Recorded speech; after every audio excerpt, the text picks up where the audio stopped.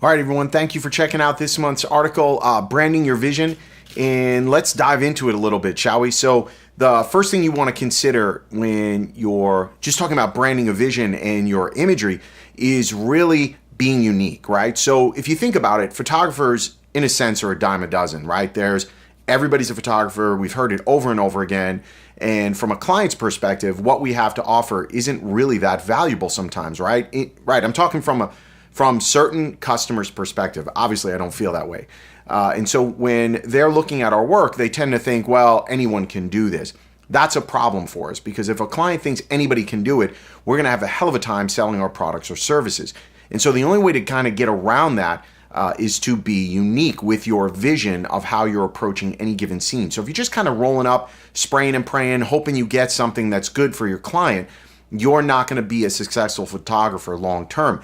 Instead, look for unique ways to tell the story of their day. Or maybe it's not the entire day, but look for a unique way to present your vision. That's what it's ultimately about, right? How are you seeing a scene? Now, if you look at my work, I go out of my way to incorporate architecture, incorporate landscape, and that becomes a very unique look and feel for a bride and groom, for a high school senior, or whatever it may be. So spend some time there and do this. And then, of course, be consistent.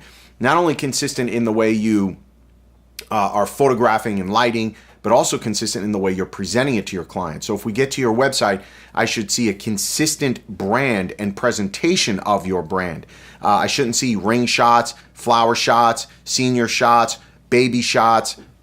Make up your mind. What are you doing, and be consistent, because ultimately it's that consistency that your clients are hiring you for, not necessarily just one single shot. They're never going to hire you for one shot. They're going to hire you for your portfolio of work, which should be consistent and should be unique in the way the vision is being presented. If not, you're going to fall into the everybody's a photographer category, and you're going to struggle with charging more money for your services, and it's that simple. The next thing to consider is we have to show it to sell it. So if you're just handing your clients over a thumb drive of images, that's not really going to work, because again, you're not really showcasing your work. You're delivering a half-assed product or service to them. Complete the service, complete the product offering that you're presenting them with. And that requires you to print that product and deliver a final product for them. So how are you going to do that? How are you going to show them acrylics? How are you going to show them framed wall art?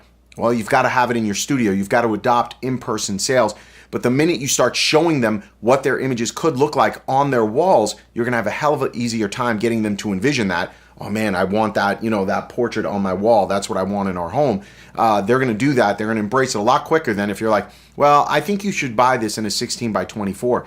Those numbers are meaningless to them, right? That's not the way clients think about the world. Show them what it'll look like over their couch. And there's tools out there like NView. And if you've never heard of it, you should check this company out, n-vu.com. And they have a tool called Room View, which is one of the easiest ways to get clients to kind of envision what this will look like in their home. Next, explain your work. Explain what makes it unique. Explain the vision you had. Explain to them what the leading lines are, how you have them off in a third, and why the composition looks the way it is, and why you edited it the way you did. Why you're showing them, the expression, the emotion, the color, the lighting.